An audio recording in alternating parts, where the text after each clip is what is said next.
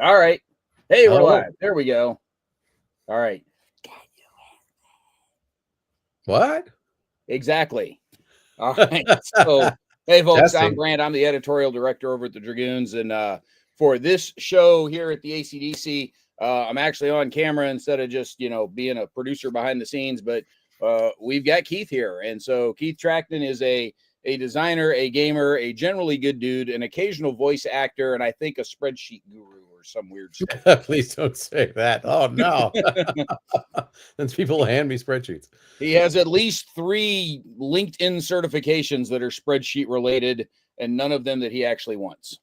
Yeah. Um, Wow, I gotta go check my LinkedIn profile. Maybe somebody hacked me and added them. I'm just messing with you. No, it's all So good. is this your 4th or 5th ACDC? I mean, it's like the 7th one overall. Uh I don't think you've been is at it all of them, but close. no, not all of them, but a bunch of them. Virtual conventions work really well with my schedule, lifestyle, and most especially budget. And it's Yeah, interesting because you get it's a you get a focused people who want to be there.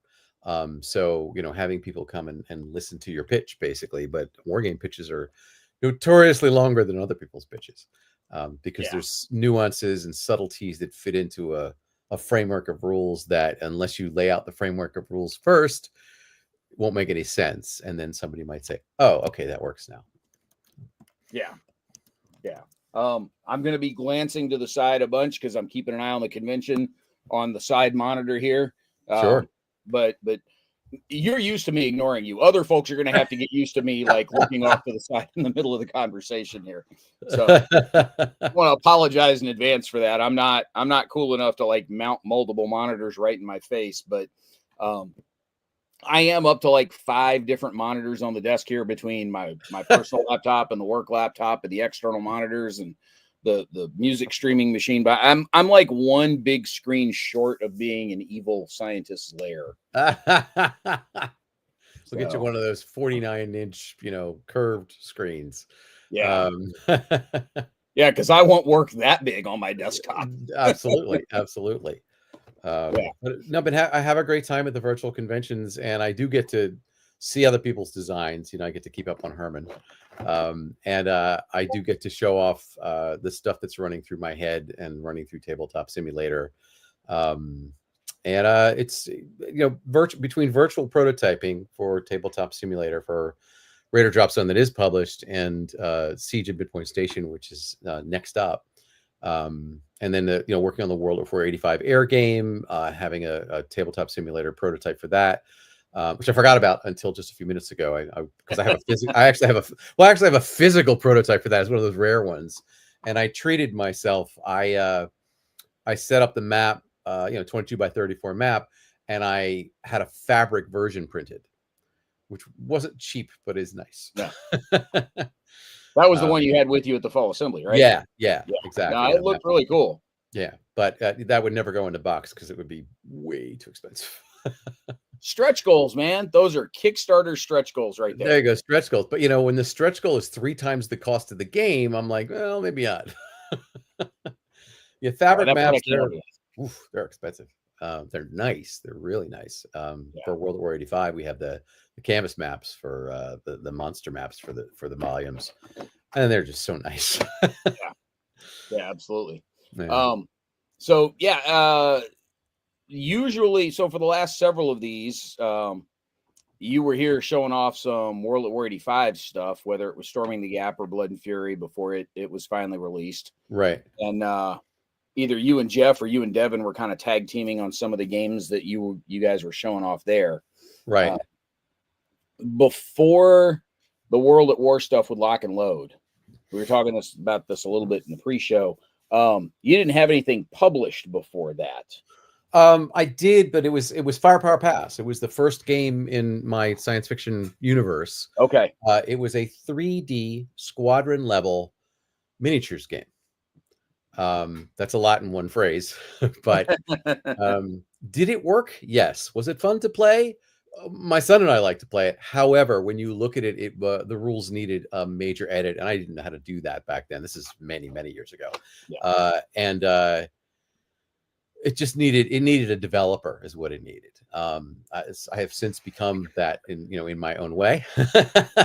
And so it's gonna Firepower Pass the game, which was I guess 2006, that's 20 years now. You have basically the piece on the map is a squadron. The piece off map is going to be the different ship counters basically, and then when you have an engagement, you can use those ship counters. Now, it had log sheet. It was a miniatures game. I had log sheets. I had lots of space. I had measurement. The measurements what made it work. The 3D measurement. I used an octagonal tile as like a single movement point, but how far you advance horizontally across the table when your ship is going down. This is 1. This is less than 1. So it works out to be like 70-ish%. So I drew a line on the tile at that point. So if you were actually, going to go down 1, then on the table, you'd put the tile a little shorter and move a little less distance, but you'd also adjust your altitude down. So that kind of worked to simplify the math to be graphic. That's why they say the game works. You can translate that to hexes, and that's what I'm going to do, or octagons on a board game map. That's what it's going to be. It's going to be a board game. It's going to have counters. The combat systems were intricate, fun, like them way too much. Too many choices. But with the shock and awe system that I developed, basically for ground combat, but it's based conceptually on the relative strength of a unit, the shock value, and the relative effectiveness of its equipment, training, morale, all wrapped in once, the awe value. And there's some crossover between those two. Your awe value can, you can force an awe check on somebody just by saying, oh, I've got flamers and you don't. It's not, or I've got artillery. It's not that you haven't fired that artillery and you're just saying, oh my God, they're artillery and running. There's preliminary fire at longer ranges. It's sort of built in to the scale of the game. It's all happening within, between the counters, but within the hex or within the space.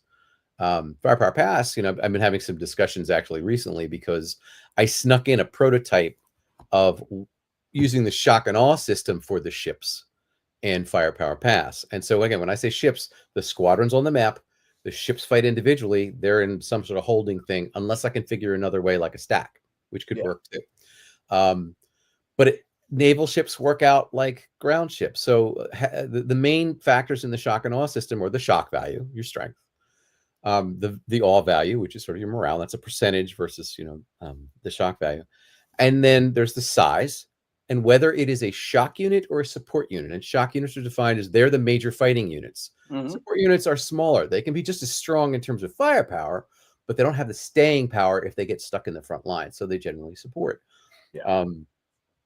Naval ships work out to the same thing. Your battleships, your battle cruisers, your dreadnoughts, your big alien ships that have class names that we don't know what they are. They're going to be shock units and they're going to be large.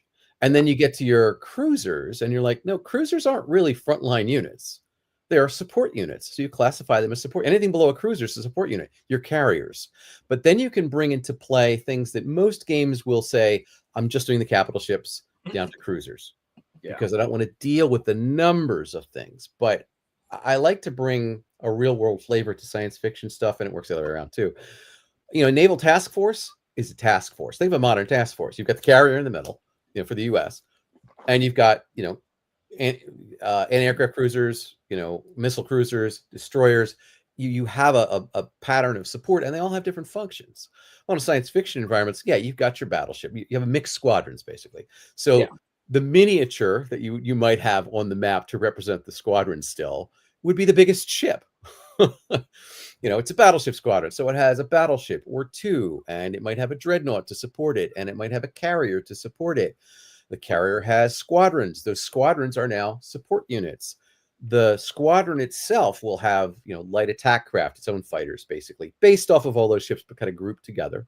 And then the light cruisers and the destroyers that get no love, your escort become a support unit. And now you have a reason to have them there, and they have an effect at the size and scale that they are. That's simple to implement. I can't explain to people who haven't seen it, the shock and awe system, but I do recommend, my own game, Raider Drop Zone, as an introduction. But at the very least, read the optional rules. They're free on BGG. And it does actually have, I can show you here. Let me bring up a screen share here Oh of boy. the optional rules, and down the road, it's giving me tips for screen shares. Let's see, which one is it? Woo-hoo-hoo. My goodness, I want a window. I want a tab. You're gonna want a a specific window. Yeah, I'm going to window. So I'm going to start with this, which is my Acrobat. And you were talking about something's awe value. I was gonna say, yeah, I'm getting to that. I want to get have a very high awe value because you look at it and you go, aw. Yeah, right, exactly. Oh, there's that. There's always that. So I'll give you a quick tour of shock. That's the ships, but I want to show this is this is shock and awe. So this 5 here, I don't know if you can see my cursor moving or not. Yeah, we got them. Okay, so the 5 is the shock value. The 65 is a percent, and that's the awe value.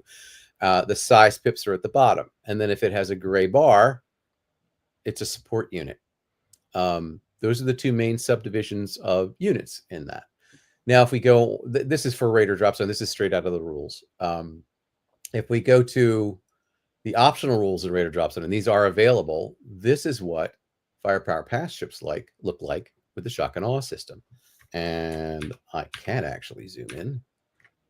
Now, the orange ones are the Kraken. They didn't exist before this game because I didn't have a Kraken fleet. But the classes of ships that are on the bottom, the Nelson, the Victory, the Aubrey, the Marshalls, and the Europas, they all exist in the Firepower Pass universe as classes of Terran ships and have for decades. So you can see on the left here, I'm going to zoom in on the Nelson here on the left. Is that okay to see there? Ish. Over here, ish. Yeah, I mean it's there. We can see what you got. Why is it stopping here? That might be as big as you get. Shouldn't be, but there you go. Okay. Oh, Well, anyway, so it's got the highest shock value is 5 for Firepower Pad. It might be 6. I'm sorry, 6. It's 6 in Siege of Midpoint Station for siege towers and things like that. So this might go up to 6, but generally 5 is pretty strong. The number of pips at the bottom is the relative size. If you're larger than the other unit and you both get the same, and the differential between your results is 0 or 1, because it is a differential combat system, then size is what tells. It's like if you have a smaller, more effective unit that puts out as much firepower as a larger, less effective unit, but the result is that you're locked in battle, numbers tell. That's the basis for the system. So if you have 5 size pips and he has 4, you win. Now, if you're both the same size, now it's a slugfest and you both can take casualties and the defend. And in that case, traditional wargaming ties go to the defender in that case. Yeah. But you basically you can see that there's a bunch of units with without a gray bar and a bunch with a gray bar. The bottom row, the light blue, that's the back side of the counter. So that's the reverse side, and what you can see is that and this is the print and play that's in the optional rules. So the bottom row is reversed so that you can print them and put them on the backs of each other. But basically anything that you have the Battleship Nelson and the Dreadnought Victory are shock units, and then the Battle Cruiser Aubrey is a support unit all the way down through the Marshall cruisers and the Europa carriers. For right now, the symbols that are on there, like there's a bright red H and there's a black and yellow A on the Europa, the carrier. That means it has attack craft. The H means it's got heavy firepower. So you'll notice the Aubrey is a battle cruiser because it's basically battleship guns on a cruiser hull. So the H gives it a bonus to its attacks. Those are they're probably going to be changed for they need the development. There's going to be special functions that are specific to certain classes of ships. You might have, I'm making this up, you might have torpedoes, missiles. If I want to restrict the load, I can give you a counter for the missile. That's a support unit because that's what missiles do basically. The main thing is in the shock and awe system is the shock units individually will launch an attack or defend against an attack, and then up to a certain number of support units can accompany them. This is where it gets really good because you say, well, I'm going to send in the Nelson and I'm going to support it with fire from the Aubrey. The support units, when they're supporting, force an awe check on the enemy. before you actually roll the combat. Okay. So as an example, if the hammerhead up there, that upper left, that big one with an H on it, the orange Yep. one in the upper left corner, he's got a 5, and it's up against a Nelson 5, but the Nelson has an Aubrey supporting, and the Aubrey's over here. All right. The Aubrey doesn't use its shock and awe to inflict this awe check because it has supporting units and the other one doesn't. It just does. Now, if the hammerhead in the upper left was supported by that black draw that's next to it, now it has a supporting unit. So now the Nelson would have to take a check. If the Nelson's attacking, it has to take the awe check first, and it might be reduced. If the hammerhead's attacking, it has to take the awe check first, or it's reduced. Now, if the attacker survives, even if he's reduced, he can still keep going. Yeah. Then, and he has support, well, then the defender has to. So they might be reduced before the combat actually occurs. The shock combat itself is what it's called.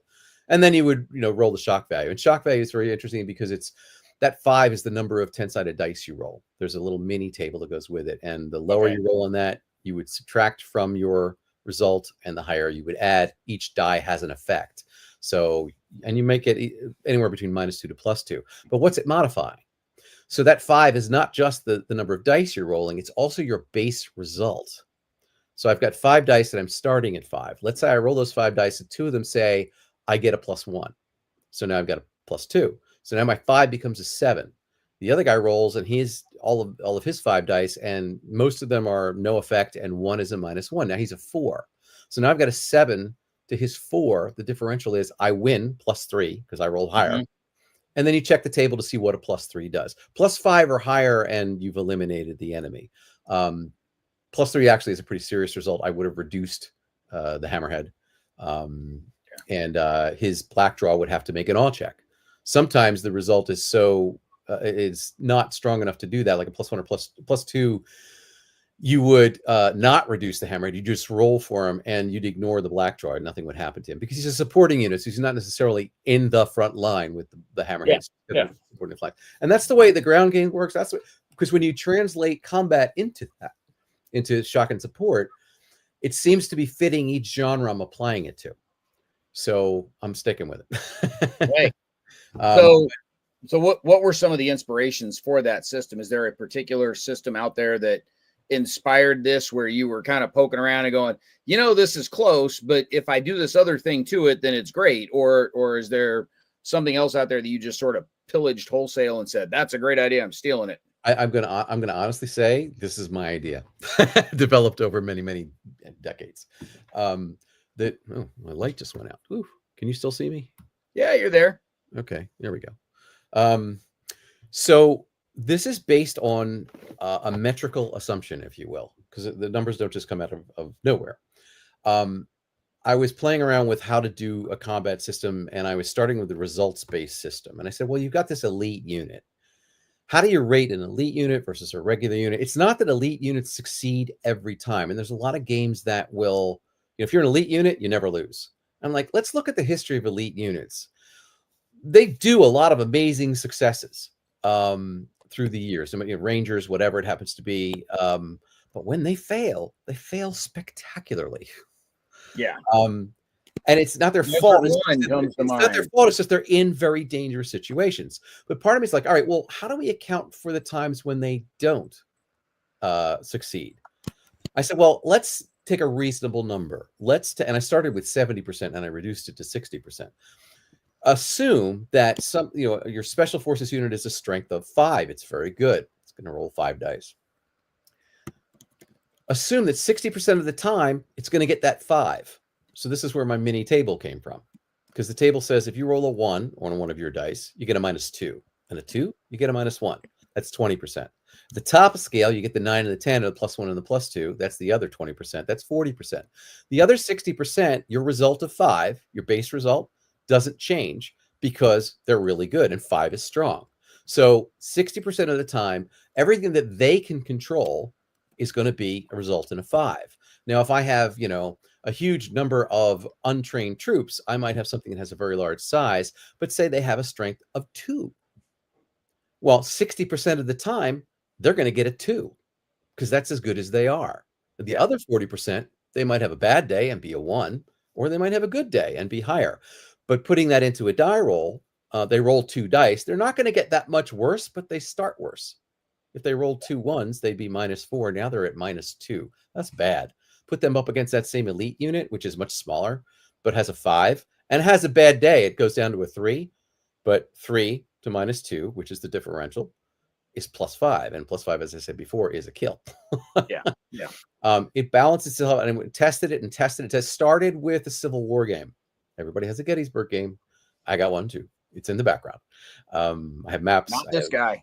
Not doing it. I refuse on principle. I'm not doing it because I have the map downstairs. It's beautiful, but it's not for production at all. It's just and it has a prototype set of the values, because I started with letters. I was like A, B, C, D. I wanted a category of result. I didn't want an absolute result. So I started with letters, and that didn't work out. I said, why am I not just using numbers and differentials, which is where the final version came from? But I started evaluating the units on how good do I think they are. And, in the Civil War game, it's like, well, the Iron Brigade, they had notable successes, 1,000-yard volley, the stand at Gettysburg, stand at various places, but they weren't always successful. There were times when they retreated. So how do you factor that in? Like, well, I'm going to make them a 5, and they're going to take their chances. At the same time, somebody's like, well, if I'm rolling more dice, I have a lot more chance to lose. And you remember that part about when good troops lose, they lose spectacularly. So yeah, that can happen. But the odds are, rolling that number of dice, you're not. But the one time it happens, it'll be very dramatic. And, you'll be sitting there with the beer afterwards going, wow, you'll never believe what happened. It's a good story. So there I was. There I was, and the Iron Brigade, well, whatever. It adapted over to a Waterloo game. Yeah, I have one of those too. I licensed getting all of the stations of the Wargaming Cross there. Yeah. I licensed a map for it and everything, which I think was only 10 years, and it's way past that, so I'm not going to use that. But how do you distinguish the Guard from the line units? And it just continued to work. Funny hats. That's how you do it. Funny hats. So when I got to Raider Drop Zone, I mean, it's funny. Raider Drop Zone, what is it? Siege at Midpoint Station is built on the Firepower Pass universe here, but if people may or may not be familiar with Warhammer 40K and the legions of novels that have been written about it, but one subset of 15 is the Gaunt's Ghosts novel, the Tanith First and Only Regiment, because they raised 3 regiments on Tanith, and just as they were leaving, 2 of those regiments got caught on the planet as chaos broke through and destroyed the planet, so they were the only survivors. And they proceed to have 15 books worth of adventures. It's amazing in its way. But the third book is the Siege of, I forget which one it's called, but the map in it is of the Siege of Vervenhive. Hives are their giant walled cities, basically. And it had an artillery screen above it, and there was a huge tower that held that up, and the screen was electronic. And I'll spare you the story, but basically it was a giant, massive, epic siege, and I went, I need to make this game. So I scanned the map, and GW was never going to license it. Never going to license it, but I'm like, this. I'm making a fan game. I scan, and also I don't do. It's funny. If I did a miniatures game for Firepower Pass, it's like I don't have any minis. I'm going to have minis because I've done prototypes, but I'm not a miniatures guy because I don't really paint. But I don't mind having solid colors like you'd have on a counter. But I really kind of do counters. So here I'm going, well, I'm going to do Siege of Vervenhive. How big does this need to be? I said, well, it needs to be epic. So I scanned this little paperback map, paperback size map, because it was a full page.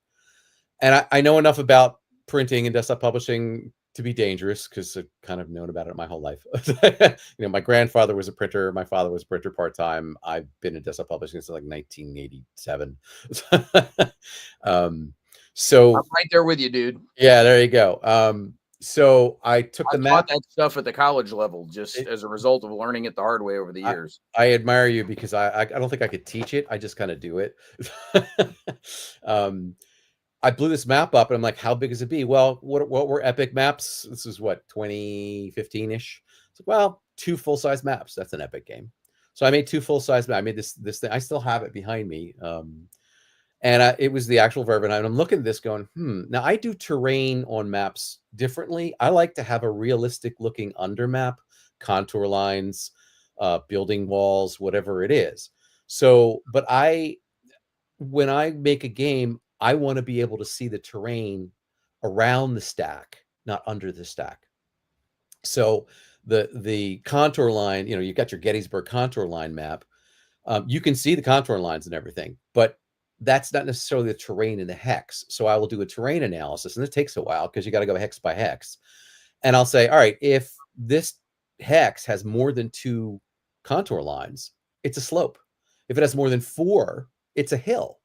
In terms of the difficulty that a military force would have in getting across those contour lines. Yeah. So then I make the hex border thick, and I make it, you know, light brown for slope and dark brown for hill, or whatever the color combination is. So now I have what's called a slow go hex. I don't have to say it's worth 3 movement points or 2 movement points. I don't know. All I know is when a military formation gets there, they got to find a way through something that they may not have roads for. And that's, you know, they're going to go slow go. So they make an awe check to get into the hex. So there may not be, you know, a whole movement. I mean, Civil War games and Napoleonics, you do have limits on how far you can move because there's physical people, you know, feet moving it. You're not going to go much more than 2.5 miles an hour. And that's really fast. That's foot cavalry, literally Jackson's foot cavalry. But, you know, for science fiction, and people find I was showing people in the Siege of Midpoint Station game, and I am going back and forth here because they're all the same concept. There's no movement points. You just move until you have to stop. And that means you've approached a slow go hex and you failed the roll. So you didn't make it into the hex when you wanted to. It's about timing. For the terrain, that meant I did a Gettysburg map that doesn't look like anybody else's Gettysburg map. It's got the contours and stuff in there off of the contour maps, but it's got slews of colored hexes that define Cemetery Hill, Seminary Ridge in different ways. And it shows you kind of why they slowed where they slowed. Please tell me it looks like the Titan map with all of the garish, you know, patchwork quilt colors. No. I try to keep the color scheme for the terrain, you know, to the under map. But for, you know, Vervenhive, I did a terrain study. I'm like, well, the first thing we need to know is where are the gates, where are the fortresses, and where are the curtain walls? And in the story of Vervenhive, there's actually a section of wall that is not finished. So it's low wall. Okay. It's really not helpful. So I had to have low wall. And so I marked them off with hexes. And then I said, all right, well, inside of the city, there's this giant boulevard. That's clear. It's big enough to run tanks down because they have a whole scene in there about running the tanks down there. There's a courtyard that they have a tank attack in. It's big enough for, I'm talking epic tank attack. It's like having Prokhorovka in your courtyard is what that's how big the thing is. So I mapped it out of, you know, there were clear terrain hexes. The clear terrain got marked as terrain. Everything else was urban. It's so densely populated. So you had to mark the clear terrain inside the wall, but outside the wall, you mark the slow go terrain. And it's weird to break the, you know, the theme that way, but it kind of works visually. At any rate, now I've got fortresses at, say, height 3, and I've got curtain wall at height 2, and I've got gates at height 2, and I've got low wall at height 1, and I've got outside at 0. Now I've got a built-in terrain system.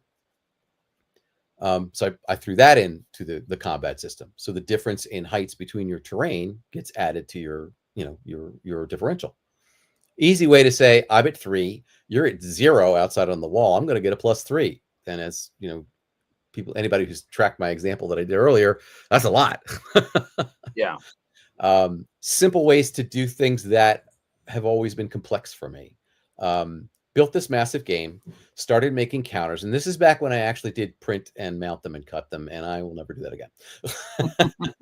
Next thing I get would be a laser cutter. And my wife's like, you're not allowed to have that in the house. I'm like, so I'm not getting one. I use Scrabble tiles and labels because they're easy. And you can replace the labels, and it's kind of zen for me. It's like, well, I've got 400 pieces. I have to replace the counter. Okay. I print out 400 labels and I take an afternoon watching football, and I replace labels like people who clip corners. Except with Scrabble tiles, I don't have to clip corners. You can I don't clip corners. Sorry, guys. I'm way old school. I grew up on the 1/2 inch with the nibs. I'm kind of used to them. And free range counters. There you go. But and you I can will also I'll throw my designer thing in. When you have a square object on a hexagon, to me that looks good. When you have an octagonal object on a hexagon, when you guys are clipping, make sure you don't clip it off to the side. You know, it's like you'll feel better. You'll look at it and go, ooh. I had to pull this up. You mentioned Prokhorovka in your courtyard. That is Prokhorovka with Panzer Blitz. Oh, I heard about that one. Oh, that's cool. I really I don't like know how that. much I can zoom this in. I'm going to try. The original graphics, the original images are really big, but Yeah, Imgur yeah. kind of messes with you really being able to zoom in that well. Fantastic. But that is a mixture of Panzer Leader and Panzer Blitz map boards. Oh yeah, yeah. But it's like 5x5 or 6x5. Sorry, I'm not trying to print Don't stuff. print it. Don't print it. No. Nope. Do not want to print that gallery. But I mean, Yeah. Panzer Leader hexes are like, what, 250 meters a hex? Yeah. Something like that. Yeah, 250. So once you do the math on this, yeah, I would like to ignore that. Come on. But anyhow, that is an insane Prokhorovka map right there for you. Yeah, that's because that's Kursk at platoon level. That's an amazing thing. That's an amazing thing. And that's not even all of Kursk. That's just part of Kursk. Right. There's a whole gallery of these. One little corner. Yeah. That's nuts. So I made this map. I started to make counters, and I mean I made all the counters. I printed the counters, but I only mounted enough units to defend the southern wall and 2 or 3 of the Imperial Guard formations, including Gaunt's Ghost, because it's their story. Mm-hmm. People who play 40K would recognize the formations because the formations they use in the books are the formations that they buy. I started to play, and I came up with the enemy in that is called the Zoikins. And literally what the Chaos has done is take an entire city and, I don't know about hypnotize them or whatever, but mind control them. Men, women, children, grandparents, whoever. And they're like, not so much zombie-like because they move normal, but they armed an entire city of 15,000 and sent them at another city. They just got them all addicted to TikTok and told them, go that way. Right, there you go. Hordes and hordes and hordes of counters. And so when I laid it out, I'm like, yeah, you better hold this wall, because if they get inside the wall, we're in trouble. And that's where the whole, you have a lot of numbers, which is what the book is about, versus, expert troops and planet defense troops who are not the most expert. But you had lots of artillery and surprising things. And I started to play it, and I was playing it with, an earlier version of Shock and Awe. And sometimes you're doing a design for so long, you get lost. And I'm like, at first it was like, this is great. And it worked great. And then I kind of lost track of it. Went, something's missing. And what I was forgetting was I had forgotten that there's no free lunch on these combat results. Unless you get a +5, you're going to take at least an awe check as the winner.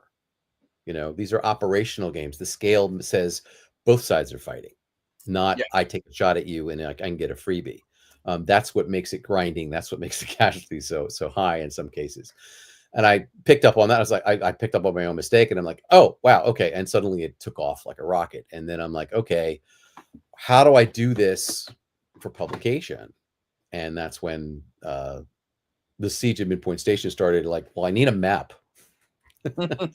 There are internet walled city generators out there. Mm-hmm. I found one. First one I found. I hit the button that says generate, and I looked at it and went, I like that. And you get like one chance to download it. So I downloaded it as high resolution. I think it wasn't a screen capture, but I downloaded it as high resolution as I could. And now I've got the basis of the thing, and I put in contour. I hand drew contour lines actually underneath it. And then once I'd hand drawn the contour lines from what I sensed was the layout of the land, since this was my world, I put the two together and I started to do the terrain analysis. And again, I did the walls, I did the fortresses, I did the gates, and it just started to evolve into Midpoint Station, which, I should actually, it'll take me a second to find it, but I have a map of all of Midpoint Station. So what I showed people at the demo yesterday was one quadrant, because I'm going to produce 4 games. It's 4 games to produce the whole siege. The Terrans are on the inside. The Procyanese, the Procs, are on the outside. They are the massive, they're not mind controlled. They're a different, because it's set in, now I set it in Firepower Pass. I took it and put it into my IP so that Games Workshop doesn't say like, take that down. I'm like, it's mine. You can't say that. And set it up so that, it's going to be 4 games that will fit together, but there's no reason you have to buy all 4. So if you get enough joy out of one, buy one. If you don't like the first one and you try the third one, you're like, oh, this is kind of cool, and that's enough, that's enough. you know, or maybe you come in late and you're like, I only want to buy the third one. Or I started with the third, but I didn't watch the third. And it's like they all stand alone. They will fit together though. I already have the maps drawn. I'm just slicing it into quadrants to make the game. And the other thing is that, you know, it's if you make it as a monster game, it's a monster game. It's really expensive and it lowers the accessibility. I want people to really just enjoy the experience. And you need to be able to access it that way. So it's a regular size map, but you put the 4 together. So it's half a regular size map. So when you put the 4 together, you're going to get 2 full size maps, just like the original. There is room to maneuver on the outside. There's holding boxes on the edge, but the action happens at the wall. Once you're inside the wall, it's a lot less fun. Yeah, exactly. So let me see if I can find this. I have a search button down here. It's going to be good for something. Hey, it's your stuff, man. I warned you ahead of time. Have your stuff ready to show off. You did. Oh wait, it just brought up. You maps. listen to me as well as my Never kids mind. do. Yeah, right, exactly. So, all right. Well, let me do this though. Let me show you the strategic map for the Firepower Pass universe that it's based in. This basically is the plan. When I originally did Firepower Pass as a space combat game, I was going to do multiple volumes. This is the strategic map from that. There's one mistake on it though. It says the Terran Corporate Confederation. It's actually the Terran Corporate Consolidation. So there's a spell wreck for you. So the yellow dots are 7 of those yellow dots are scenarios from the actual original Firepower Pass and will be in the new one too. Midpoint Station in nice big red. The Kraken are somewhere in here, and that's where in the Raider Drop Zone rules I have a call out map from that box on the upper left. And oh, come on. There you are. Live TV, folks. Yeah. So here's the call out map. You got to zoom yourself back. No, we're not looking at the right document. Well, that would do it too. Yeah, it's not. So let me stop sharing. Well, so put on your big brain, I won the lottery, perfect world kind of hat there. Mm-hmm. If you were going to build out your sci-fi IP to sort of the maximum potential that you had envisioned and or blueprinted out, how far out are you going? It's a half a dozen box operational level games and above. There's a whole bunch of tactical level games because Raider Drop Zone is just one of what I think you had mentioned as several. You've got a couple of fleet action games. Somewhere in there, you're going to be, either writing or paying somebody to write or having AI write a couple of novels for you. I'm kidding about the AI. I know you're not one of those chintzy sorts that's going to lean in. No, I actually have a writer working on the an introduction to the Firepower Pass universe. Yeah, I'm just giving you crap about that. No, it's right. No, it's a valid topic. But I'm not an AI person in that respect in terms of generating, because generating there's all sorts of things. Besides, we put my writer out of work. I don't want to do that. We have discussed AI ad nauseum here and other places, and we are still at the point where it is way more A than I. Right. But quite frankly, I don't want AI doing the creative stuff. If we're going to start automating shit, like it was a great tweet I saw. It's like, I don't want AI to do my creative stuff so I can do the laundry and the dishes. I want AI to do the laundry and the dishes so I have more time to do creative stuff. Right. Exactly. That's where I want us to go with that. Right. We want the Internet of Things to be AI, so it takes care of the house while we go do other things. Yeah. Okay. So I think this is what we're trying to do, right? This is what we're trying to do. So the upper right corner of that background, that other map is is up there, and here's it's corrected, the Terran Corporate Consolidation. This is the call out for the 2 campaign areas. This is one. This is the main offensives, and this is the other. This is the Midpoint Station front. There's various story reasons of why there's 2 fronts, and then the Raiders are they happen to be in strategic reserve and happen to be sitting practically where the Krakens were, so they sent the strategic reserve because there wasn't anybody else to send. And as anyone who's played Raider Drop Zone, the story is that if you don't succeed, and there's a way to, if the main front sends ships to help you with space superiority accidentally and give you space supremacy, yes, you no longer have to worry about the Krakens raining fire on you. And no, you don't get the same victory level. It goes down by 1 because you pulled ships from the main front.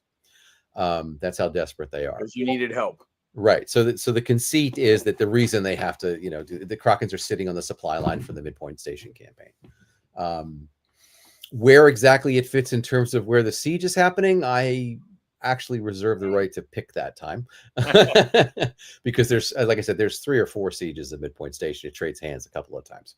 What else can I show you here? Let's see. I guess I have to. Can I switch a window, or do I just stop the screen and switch a window?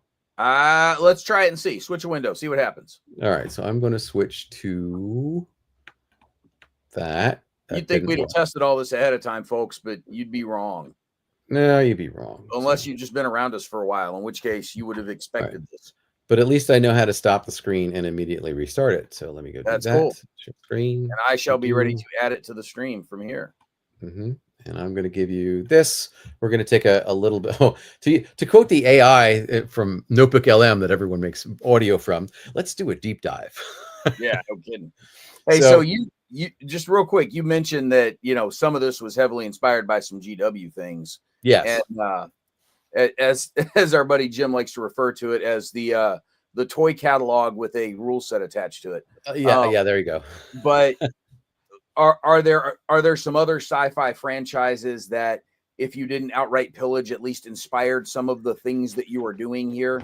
More literary inspiration, but game-wise, the original 1977 Starship Troopers was direct inspiration for Raider Drop Zone. I tell this story all the time. I hope people aren't bored by it, but in the back of those rules from 1977 is a photo montage put together with cut and paste, like when you actually had to cut and paste stuff to make a montage before you printed it. And there in the back, somebody drew a company drop grid and dropped it in the back. And that wasn't part of the text at all. Yeah. In anywhere. It was like art. Some artist said, "Oh, let's put a company drop zone there." I looked at that and went, "That's the game I want to make." It's just like the other one. That was when I was a kid. 1991, I finally got back to it. And I made it, handmade it. Oh my God, I was a programmer. I had access to a printer. And I printed out, dot matrix printed out an 8.5 by 11 sheet with a grid that actually looks like the map, but just nothing behind it. It was just a blank page with a grid. Yeah. That's what the maps were to start with. I handmade counters. I hand cut the counters. It was a completely different system, but I had it. So last year, I guess it was last year. Yeah, had to be 2025 now. You do. Yeah. So yeah, this release, Raider Drop Zone released in June. And it was early. So either that or right before in late 2023. I keep everything I half designed, and I pulled out the Ziploc bag that has it in it, and I went, I actually do have that over there. I pulled out the Ziploc bag, and I went, and I read the rules that I'd written, and I understood 90% of it absolutely clearly, and went, "Oh my God, this works." And of course, I have a tough time writing rules because rules are much more complicated now, I guess. But I kind of went, okay, my brain was in a different place, but okay, I could work with this. And then the last 10%, I said, I have no idea what this is, and I tossed it out. And I reworked it into shock and awe, and it went. It's like it wanted to go. Yeah. You mentioned the Starship Troopers game from '77. I'm just curious. Yeah. I'm going to make the presumption that you have also read the book somewhere. Oh yeah, yeah. It was the book. It was that. So the literary influences are Starship Troopers, the book, the Forever War. Yeah. Armor. So I'm curious for Starship Troopers in particular, though. Yeah. Did you read the book before playing the game, or the other way around? Did you play the game first, and then found the book later? I read the book first because I've seen people have very, very different approaches to the material based on their initial exposure to Starship Troopers. Folks of our generation, it's game versus book. Right. Folks of a slightly younger generation than us, you also have to account for the movie. Right. So, which one came first really colors how they approach the overall material as a whole. Now, Mhm. if you were book first, you tend to take a more philosophical bent on things. If you were game first, it's obviously a very tactical techno experience to things. Right. If you were movie first, I think it depends on whether or not you got the joke. But I'm I'm sorry. also I enjoyed the movie. I just did. well, Was it faithful to the book? Well, couldn't be. It's yeah, I am a firm believer that underneath all of that is a decent movie that is not Starship Troopers. And if you put a different name on it, it's fine, right? There's no real issue. But I'm also convinced, just me personally, that there's a little bit of Schrodinger's douchebag going on there, that he didn't mean for it to be a satire, right. but seeing the alternative reaction, he's like, oh yeah, it's a satire. I can't get too close to admitting that, this is pro-fascism. So I have to admit that it's a satire. So people won't take me too seriously. Right. But then I when you think look there's at a the little bit of anime, that going on. when you look at the animated series, and when you look at Roughnecks, there's an artistic approach where it's an homage to the books, in a way, because it does take the philosophy into account, but it also expands on terms that showed up in the books and in the game and in the movie in a way that was expressive. So you have Marauder was the general term for, your Starship Trooper in the book. Yeah. But they made that into more like a Warhammer 40K. I'm a big box on legs. Marauder supports, the Cap Troopers. Yeah. And the fascinating thing they did in the animated series was every planet they were on that had a different climate, they had different armor and different equipment. And I really appreciated the fact that they didn't just, make them one suit fits all, if you will. Yeah. Now I was just curious because you'd mentioned Starship Troopers, but I'm always interested in what people's entry point to that material is, because even the game, you could replace the IP on the game and still have a good game. Mm-hmm. Obviously, tying it to the IP gives you a little better visualization of the context in which it's all happening. Mm-hmm. But same thing with the movie. Like, you could replace the IP on the movie and still have a decent campy war movie. Yeah, I dealt with Wing Commander, which actually was a good movie, but yeah. But that's one of those cases where I was just sort of curious what the entry point was, because I found that people have very different reactions to it depending on where they started. And I know Raider Drop Zone, you've mentioned, Rocky has played it and explicitly mentioned as well that this does feel a lot like what Starship Troopers, the board game, coulda, woulda, shoulda felt like. Well, Starship Troopers, the board game was tunnels. Yeah, Starship Troopers, the board game, I think did a fantastic. It's one of the most heavily play tested games I know of. And I actually met the guys who did it. They were in Penn Wargamers at the University of Pennsylvania, and they tested it for ages. And one of the most balanced games I've ever played, where you have 100 points in a scenario, and you finish the game, and it's 104 to 105. Yeah. It's like that. It's just that kind of. But it's it's man to man, man to monster, man to man. Even says so in the box. The thing that got me about the company Drop Zone was that now you're talking about groups of Starship Troopers. How do they operate as a regiment, a brigade, a division? That was like, all right, this is cool. So when I came to the table, so I don't think there's any other science. Here, I'm putting myself on a limb here. I don't think there's any other science fiction, planetary assault game of this scale, where it's companies dropping into large areas, with armored troopers. But BattleTech, what's the scale? BattleTech's miniatures, right? Depends on which BattleTech game you're playing. Okay, so the BattleTech board game, but it's the scale. It's one mech to it's single mechs, right? I mean, single mech, it works for me as far as equivalent of a company. But there is a Battle Troops game also that then scales up, where your counters are platoons and companies, right? Plus your associated non-mech support units. So kind of those support units you were describing earlier. I'm wrong. So that one, look, you're talking to a dude who played a crap ton of BattleTech up to about 94, and then sort of drifted away ever since. Yeah. Back in the day, we all played BattleTech at one point or another. But yeah, I look, who doesn't like giant stompy robots? So right. I know the BattleTech universe has done this.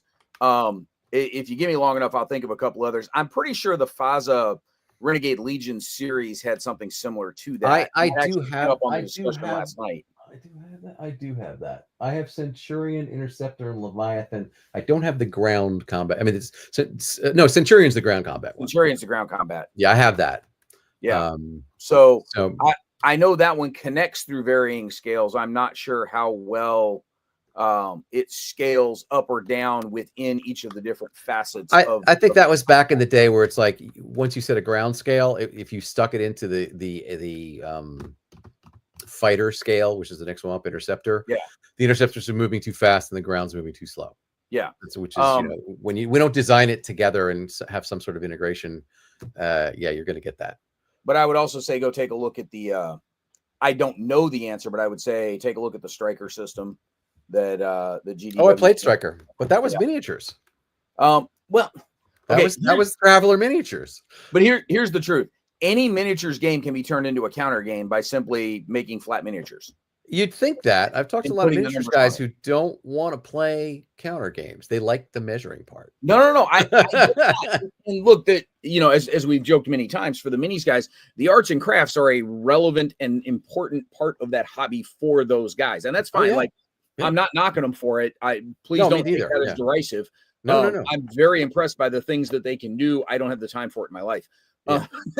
But for guys that want to play it as a minis game, go play the minis game. That's great. But you can adapt minis to counters and back and forth. Not necessarily easily. I don't want to just hand wave over and say, yeah, it's nothing. But when you're talking about sort of scaling up, scaling down, I think there's a variety of other places that have done that. I don't know how many of them have done it well. I know the BattleTech one wasn't bad, but it is a product of its era, and it is a little creaky in its design compared to today. Right. But there are some things that have scaled up, scaled down out there. The other one that I would throw out there is not in publication yet, but the thing that I would throw out there to keep an eye on it, and it's not really a state secret because we published photos of it from Origins last year when they had it in playtest mode. But they're here at the ACDC this weekend. The designers for Robotech Reconstruction have been noodling around with Sebastian's Littoral Commander game. Oh, really? Yes.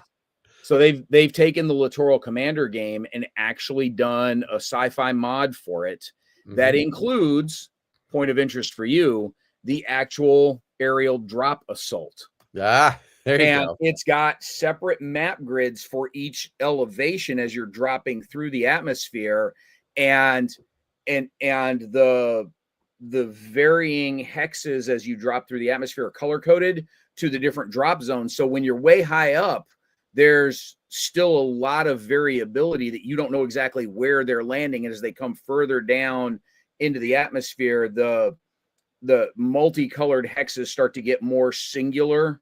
So if you're in a hex at the top level that could be either pink or green or blue, and you come down a level and now it's either pink or green, and then you come down another level and now it's pink because now you know the area they're going to on the map, and then you've got those drop zones on the map. And so it's a neat way. That's very cool to have to be able to play out the drop, but also the air defense of the drop. Right, the guys on the ground trying to go duck hunting.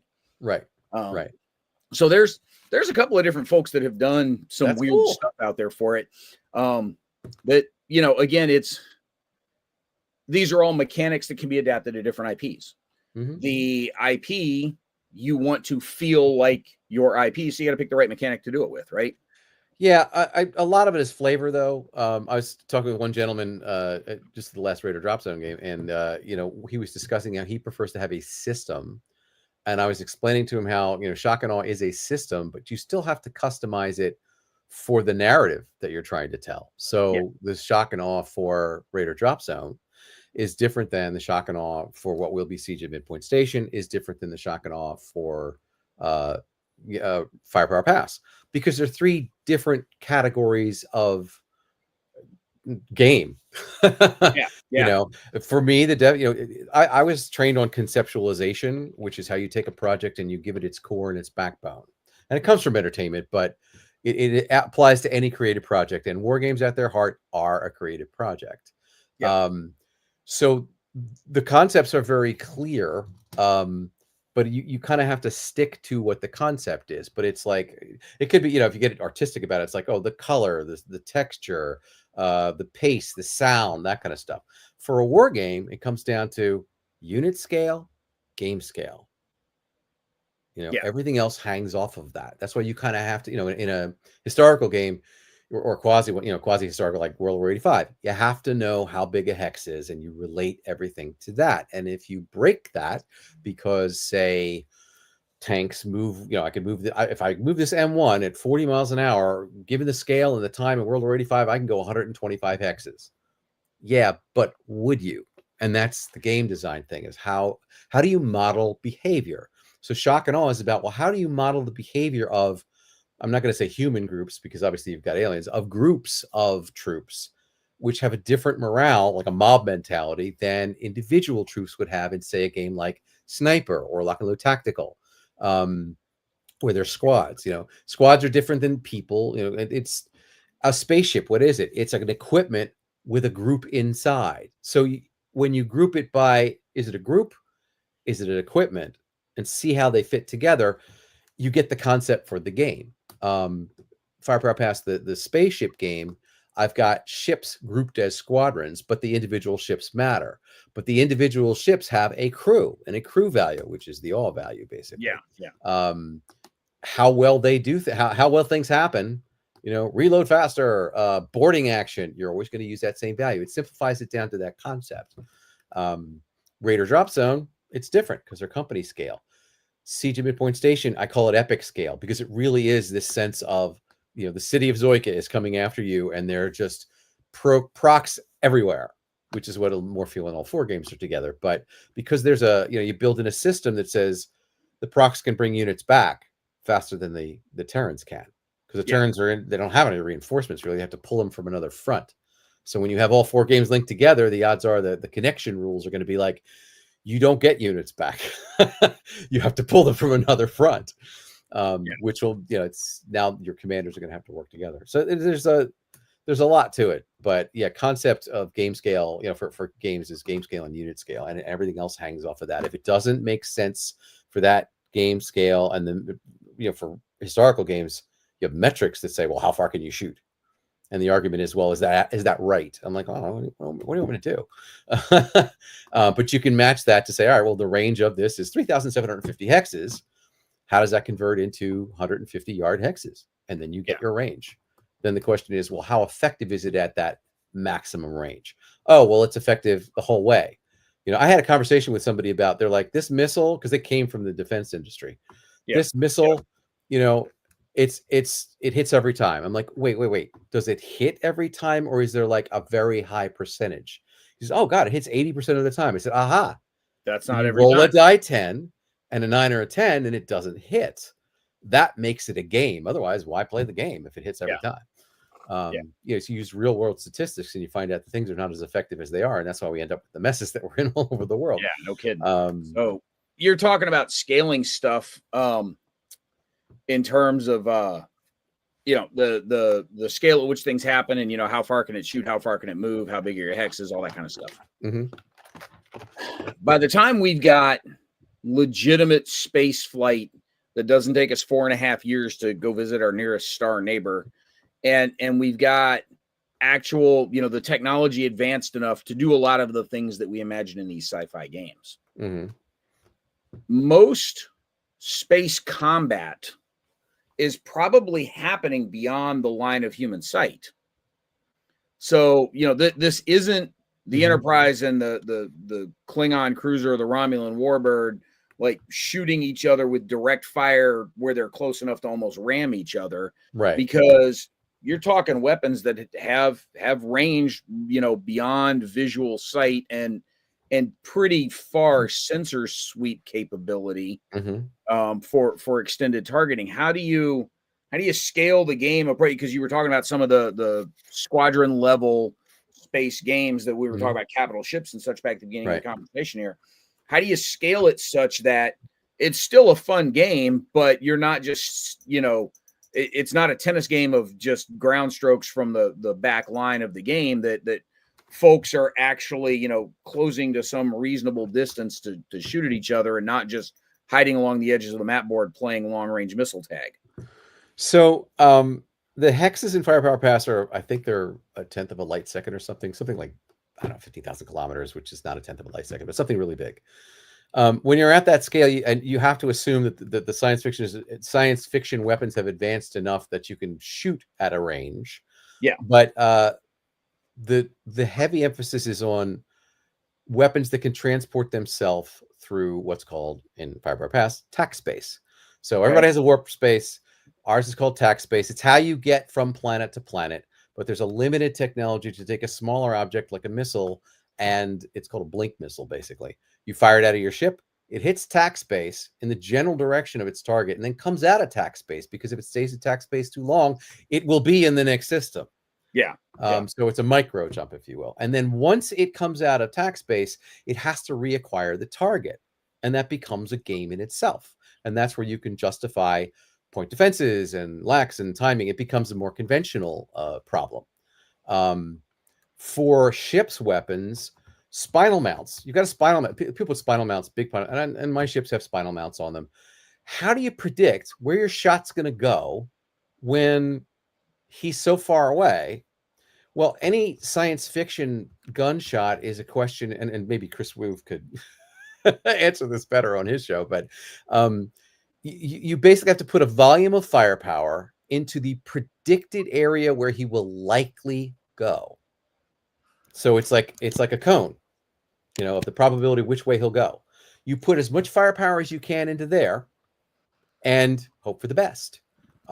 If you have a spinal mount, you are rotating the ship to, put, with multiple shots. If you have turrets, it's easier, but the ship will rotate to expose all the turrets, so you can put the max amount of firepower. And that is, let's say, fire plan alpha. And so the captain says, execute fire plan alpha. The ship begins to rotate. The spinal mount spits out fire at a certain cone. This turreted stuff supplements that, so that you blanket this volume of space where you think he's going to be. And a hit means one of them is scored, and a miss means you didn't, because there's a high probability of that.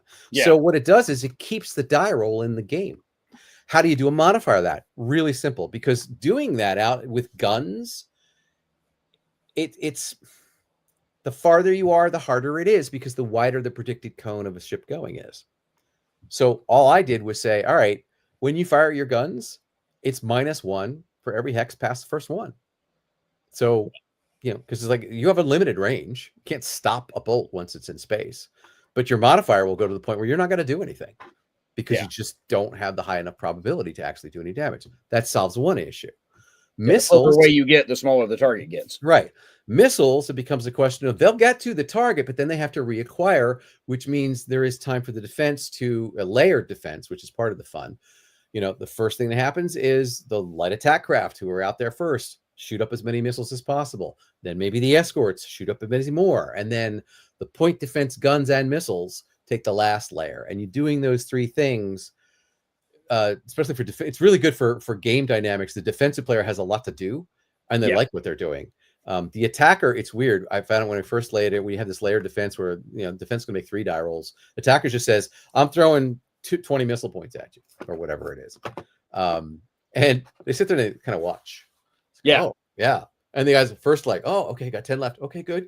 Go. And they're interested in just watching.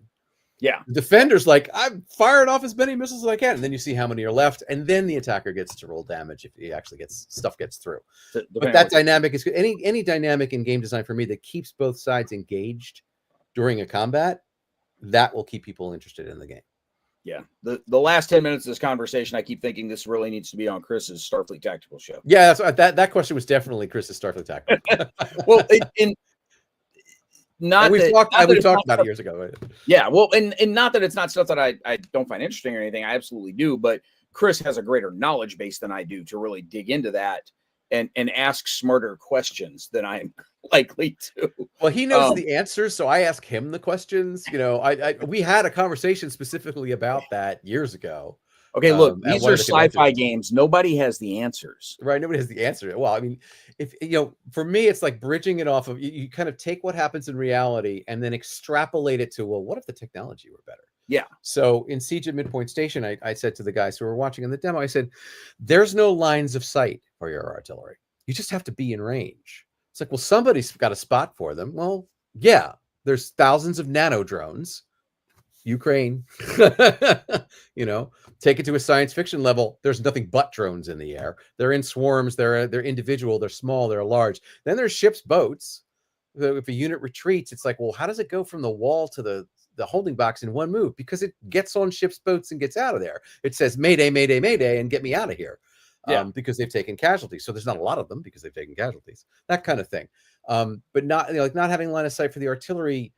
It solved all the artillery rules. So the shock and awe system, again, depends on shock units and support units. Artillery is just a support unit with range. And so when you have a regular combat, you might have a combat unit, and then it might have a support unit with it. But in Siege of Midpoint Station, you can have 3 support units. Where do the other 2 come from? They're just artillery within range.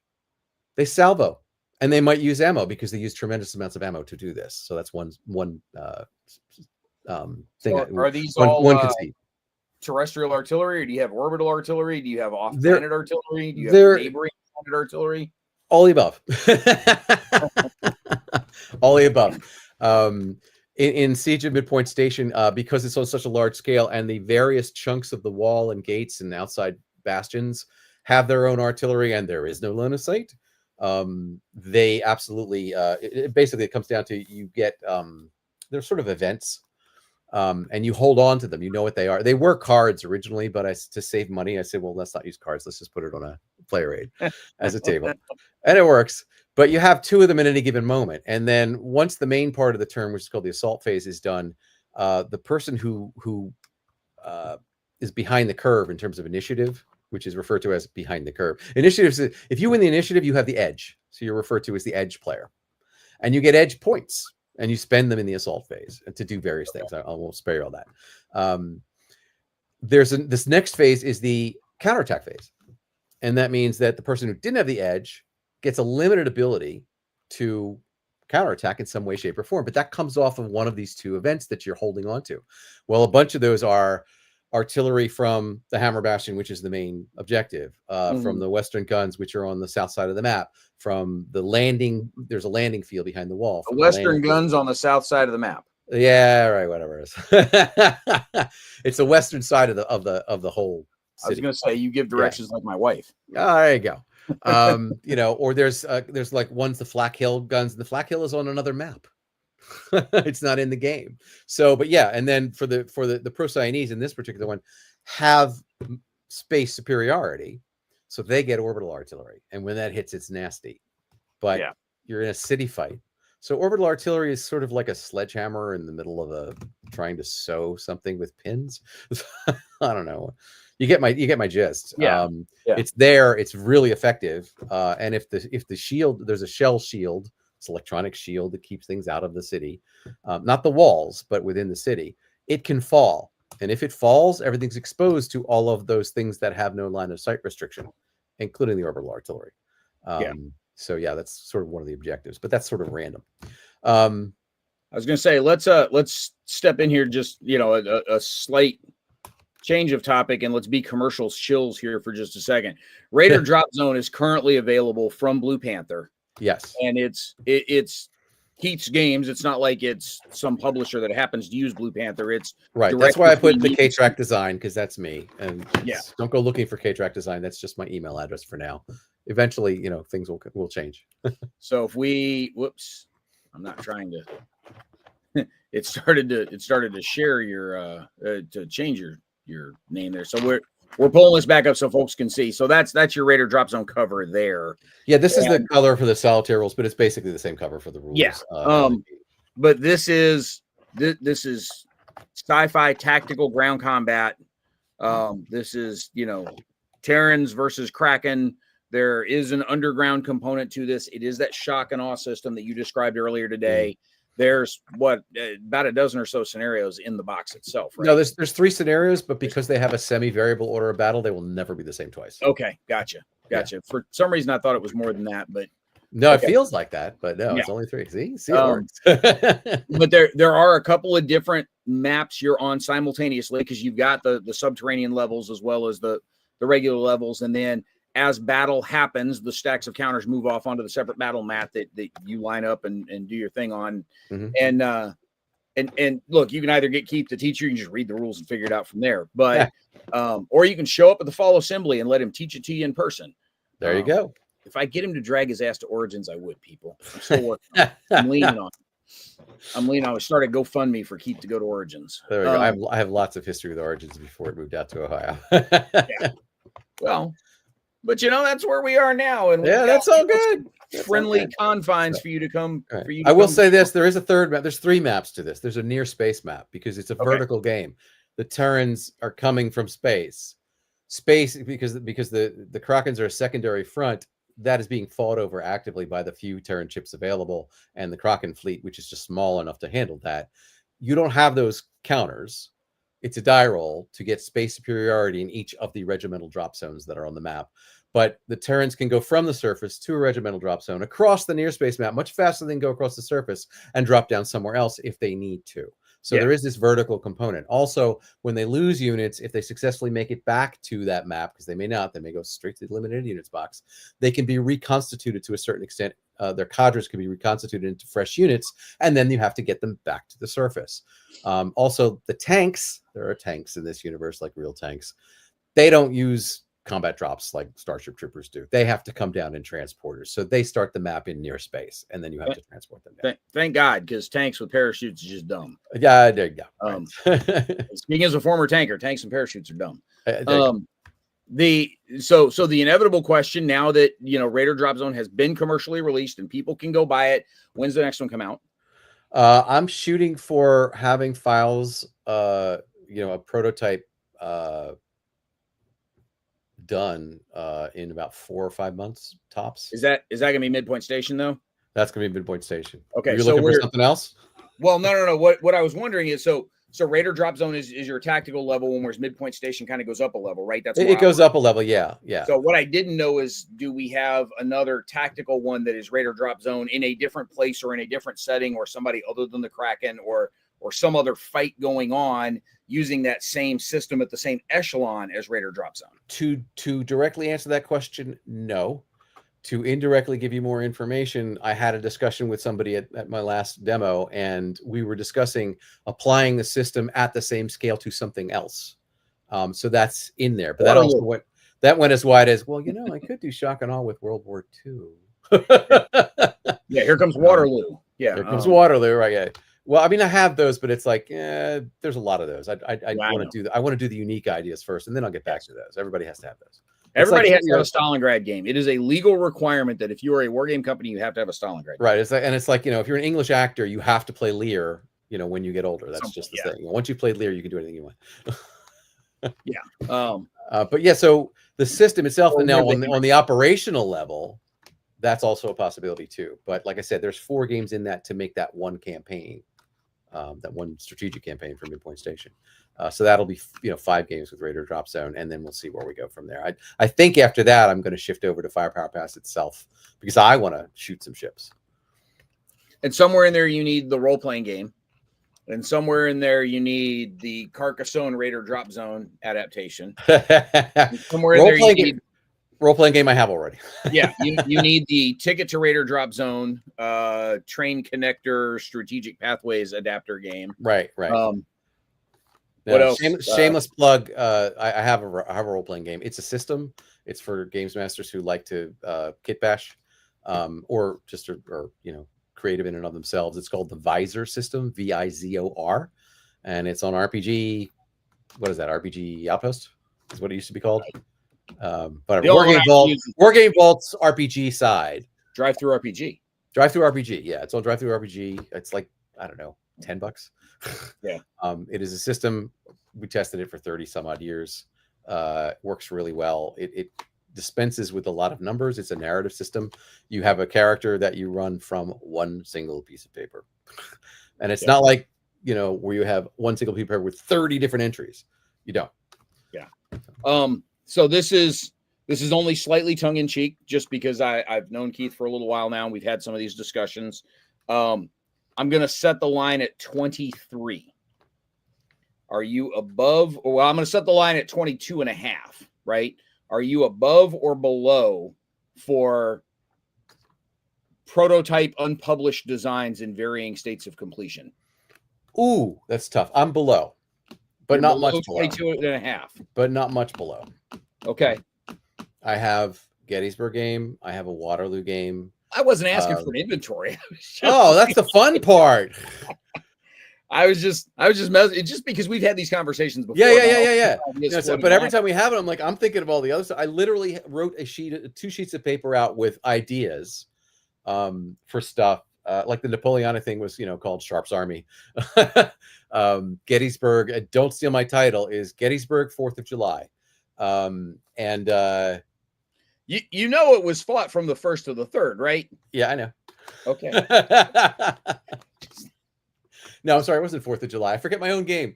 You wacky sci-fi guys doing all kinds of revisionist. It was some F word that wasn't 4th. That was, a pun. The 1st of July? No, not 1st of July. No. Okay, whatever. I'm gonna look it up. I haven't touched it in so long. It's like, yeah. But the Gettysburg game, the Waterloo game is called the Ridge. For the ridge that the British were on. Well, I was writing out my list the other day of ones that at least got to a push things around on a table state, not even necessarily full playable prototype, but at least enough components to push things around. And I was at 17. There you go. So I'm not, but that's the thing is, like, you've actually been able to get some stuff over the finish line and through to completion and publication. I've got a couple of those that were all done by me, like they were all self-published by me 20 years ago. Right. You've got a better track record more recently, so I figured you might have had a higher number of them in progress than where I am at this point. Let me give you a quick humor. So So, I have the World of Warrior game. Which we're going to get there. Right. I'm not letting you get out of here without talking about that one. I have a one map Arnhem game. I have a sort of an alternate Invasion America game. I have the Gettysburg game. I have the Waterloo game. I have the other 3 games in a Siege of Midpoint Station. That's just the start for that. I have Firepower Pass itself. I have the expansions for Firepower Pass because there's 3 others of those. A lot of these cover multiple things, multiple volumes too. So Raider Drop Zone, now that you guys keep picking at me, maybe we'll go with something that's on the same scale, but then I would move to hexes at that scale. It would become more of a platoon level game, more of a company level maneuver game as opposed to a vertical drop game. And the vertical drop is definitely because of their opponent. So that's what 8, 9, 10, not counting boxes. Vervenhive is complete electronically. It's part, I can play the southern wall. That was a prototype. That's not going anywhere because there's no reason to do that. I had a set of miniatures rules that a friend of mine were working on called Action Left. I have there used to be red wells and then I moved them to boxes. So they're actually up there. So you had mentioned the World at War 85 game. For folks that don't know, you were. What's the official title of you with Blood and Fury? Were you lead designer, lead developer? What was I'm the designer. You're the designer on Blood and Fury. Jeff is the we have a development team, and that's me and Jeff and Nicholas Michon and Susan Davis. Jeff is officially lead playtester and Nicholas is officially lead developer. But I'm the designer. So when we have to make a decision, we all get together and then everybody gives the information. And if there has to be a tough call, that's got to be me. Yeah. Do you have anything else coming with the Lock and Load guys in the World at War universe, aside from the air game that we'll talk about here in a second? The next up is Nicholas Michon actually is going to take the lead on it, and it's the French module, Never Give In. And then after that, Jeff Schulte is going to take the lead because there's enough for people to take the lead. I can take a rest. I can go do other things. But yeah, it's not like I'm not going to disappear. I mean, I have the system for tracking things in the background. I'm going to teach them. And then after that, Jeff Schulte is going to do America Breached. Okay. Which is people have been waiting for. We've been waiting for. All of them are with Blood and Fury. We started out. We were, rehashing things, and then we said no, and we threw it all away, and we went from scratch, and that's the way it's going to be from now on. So, and of course, the French were never a module before. There were units.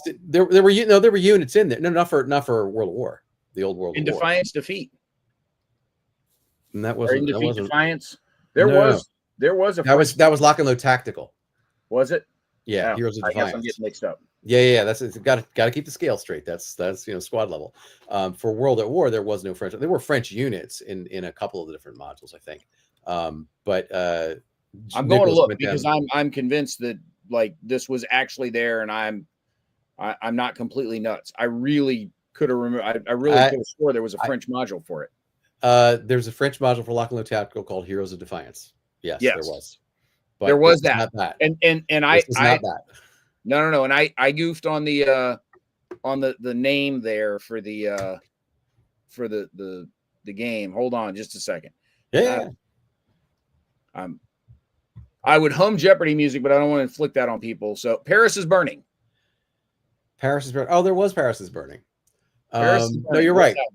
Was that World at War, the old World at War system? That was the original World at War system. Yeah. Okay. All right. I'm looking at it on screen right now. I don't think Nicholas is referencing that at all. The material he sent me is like hardcore French army stuff. So it's going to be completely new. It's not going to reference that at all. It was 2011. It was Snyder and Walker and Katarina Uberic. I'm mispronouncing the name. I'm sure. I don't know. No, it's the PGG credits. Yeah, that's basically we're not referencing any of that at all anymore. Yeah. So it's all brand new, and Nicholas is really looking forward. He's really excited. I've seen his scenario drafts, and I just made him. Mike Seeley. I processed artwork and stuff like that, and made some mock-up artwork for counters and cards, and gave that to Mike Seeley so they have a Vassal module to test with. But I actually have a to-do list that's kind of long to make that work. I gave him what I had, and like, oh, look what's missing. I'm like, crap. So I have to find time to do that. But they're gonna roll into play testing and the scenarios. But he's got the scenarios written up. So it's gonna be cool. So to be there. No, that's I was gonna say, like, I was pretty sure there was a Paris one somewhere, but no, I was okay. So World at War 85 universe, there's a squadron level air game. So we're moving groups of aircraft around the map, and then when it's time to fight, we move off to another battle. Right. Do you want to see that? I can bring that up in tabletop. Well, I mean, I've seen it, but the audience. I know. That's what I mean. So there's no reason not to show people. So for context for other folks, the last two Dragoons fall assemblies here in North Carolina, Keith has come down and graciously joined us. Made the trip down here and has family in the area, so he stayed with them, but also brought over amongst the. So we had a bunch of the World at War stuff 2 years ago, before Blood and Fury was even released. We had the World at War stuff that we had, one of the advanced copies that we were using. Keith did some teach and plays of those. This year, the primary focus was on Raider Drop Zone because that had just released a month or two before. But in both cases, Keith brought along the World at War 85 air game. So this is squadron level air combat in the World at War 85 universe. So we're up in the skies. I played this with you back in 23. This past year, I know Rocky got in on the game with you. Who else was in the game? There were a couple of I forget. There were a couple other guys who were in it. Okay, but I think in 23. I think you had multiple iterations of this because you and I played one by ourselves, but I thought you had played it also with another group of dudes. I think I did, but I don't remember. I mean, I just remember having it available and playing. I think I played it a couple of times. So yeah, that would make sense. Yeah. It's been a while too. So, right. Right. But all right. So one of the things that I thought was really cool about this was how within a single hex, you do have both the lateral movement, the x-axis, but you also have the elevation. So we got the z-axis, not just x and y. And so that's kind of what that spiral is showing inside of each of those hexes. Is it's showing your elevation from way up as you sort of corkscrew your way down in elevation within those hexes. And I thought that was a fairly neat mechanic to show elevation across multiple hexes and actually 3Dify a two-dimensional map. When I was talking with pilots about this and my own, research on air combat, altitude, of course, is really important. Anybody who's played Air War knows you need energy. But altitude You're, when they you're full of crap, Keith. Nobody's played Air War. Everybody's read the map. Everybody's tried to push some pieces around, but nobody made it past one turn without going, fuck this. Well, I didn't make it past one turn because somebody had an F-14. They fired 6 Phoenix missiles over the horizon at me, and my MiG-25s evaporated. Yeah. You were lucky. You actually got a result of something in the first turn instead of just managing to pivot and move 3 hexes, you know? Right, exactly. Get out the slide rule and the log tables to pull that off, you know? Yeah. The discussion was that different missions, even part of the same mission, have different altitudes. So your top cover literally is top cover because they want the energy and they want the radar coverage, because a lot of them have look down, shoot down radar. But your strike missions are going to be, medium altitude for something that's bombing, but low, medium or low, basically, or, very low. So what we figured out was that all the planes going in the same direction in the same hex are going to go at the speed of the slowest plane, like a convoy. And that means you could put a stack into a hex. And if the fighters are at very high, that V high there, and the bombers are or the strike craft are at medium, you just keep moving them together and they're pointed the same way. So facing is important, but that way, if there's another one that comes across them, they can, or if you try to add things to it, you can add to that, but you've got to add at the proper altitude. But once the fighting starts, let's say, the MiG-23s are going to jump the F-16s that are covering, whatever bombers it happens to be. When they enter the space, they have to be at that high altitude. They're going to engage the top cover first, but I don't like forcing people to do things. So one of the conversations I had with a pilot was, while we were testing, is like, okay, what if I ignored the top cover and went for the bombers? He's like, I said, would they do that? I'm like, they could, but it's not smart, but they could. So when you're testing a game, sometimes you have to test the not smart decisions to make sure the system kicks you back so that, that it works and it's realistic in that respect. So we took we took the planes and we jumped the bombers and we ripped the bombers up. And then the top cover descended on us, and we were, we didn't have any missiles left. We didn't have any gun ammo left. We were on bingo fuel, and they ripped us apart. I'm like, oh, it works. Yeah. But now I know why we don't do this. Right. So if you engage the top cover, though, let's say you're at very high. Once you have the combats, if you're all still there, this goes from World War I, when fighter planes first started. Furballs descend naturally because people are trading off space for energy.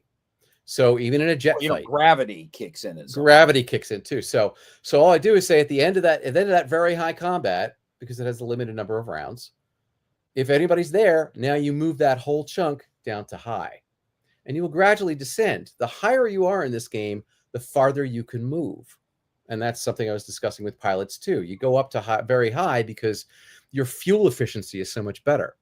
So if you're at very high and you want to move across the map, you get to move 3 spaces. But if you're at high, you get to move 2. Medium or low, you move 1. Of course, the bombers are down at medium or low, so you're going to move 1 if you're going to stay with them. But let's say you wanted to intercept them. You now sort of have a radius of, if you're at very high, you can get to anybody within 3 spaces. And that's sort of a natural thing about, patrol craft. Mm-hmm. Add in an AWACS, add in the Hawk line. There's basically, it's like a 200-mile stretch that was behind the inner German border. This is 1985. And you suddenly feel it, this is, you look at this map and suddenly things are very tight. This is basically the Full the Gap plus. Yeah, ground combat is my bread and butter. And so the idea of things getting really tight once you put everything on the map that's supposed to be there, that's something that is naturally intuitive to me, given my limited experience, but my experience doing Cold War era ground combat. Mm-hmm. It's not something that I'd thought about much for air combat until you and I were poking around on that map, and we actually put everything on the map, and I went, holy shit, man, there ain't a lot of room on here. Yeah, there's not a lot of room, but you can't move very far if you're accompanying bombers, but you can move farther. But then, if you want to stay on station, and this uses and I'll scroll down here, this uses the edge system too. It literally says, has the edge. And you're going to roll a die, and he's going to roll a die. Actually, you can, this is an, what do they call it? They're not the same. The Soviets get to roll 2 dice and NATO gets to roll 1 die. So generally speaking, the pact will have more edge points, but they have more planes to get in the air, but they have a plan, so they should have more points. So, but it's possible that NATO could roll a 10 and the pact could roll 3. And so it's very simple where, let's say NATO rolls, a 5, the pact rolls a 9 between its 2 dice. So the pact will use 4 edge points to do whatever it wants to do. Each edge point will launch a squadron. So now their squadrons are coming on, piling up at the edge of the map before they move across the map. Then NATO spends their 5, and then the pact spends their last 5. It's very simple, but it works really well, especially since the pact is generally going to be ahead of NATO. I'm not going to do a whole lot of moving on here. It's because it's just, but the idea is that any kind of move encompasses any risk. So the big numbers, the 9s and 10s, that's your anti-aircraft. This is not a ground game, but there's a lot of ground units, and there's a lot of places that are defended that I don't necessarily need to track. So anything that has like Frankfurt here, okay, there's lots of anti-aircraft guns around urban areas. You can ding all you want, but if you don't zoom in, nobody can see it. Oh, all right. There we go. How's that? So there's Frankfurt. Okay. It's got a 9. 20%. If you roll a 9 or a 10, if you move in that space, you roll a die 10 and you roll a 9 or a 10, you're going to take a hit. It's that simple. The 10s are areas where there's just nothing there really to defend unless a ground unit came in there. Can I point out you misspelled Wiesbaden? Probably did. I haven't, somebody told me I mispronounced the Weser because I called it the Weser River. Yeah. Wiesbaden. I was like, guys, I took French in school, not German. Yeah. Wiesbaden should be IE. No, that's all good. I appreciate that. But that's why it's testing. I don't have to worry about that yet. You got the German.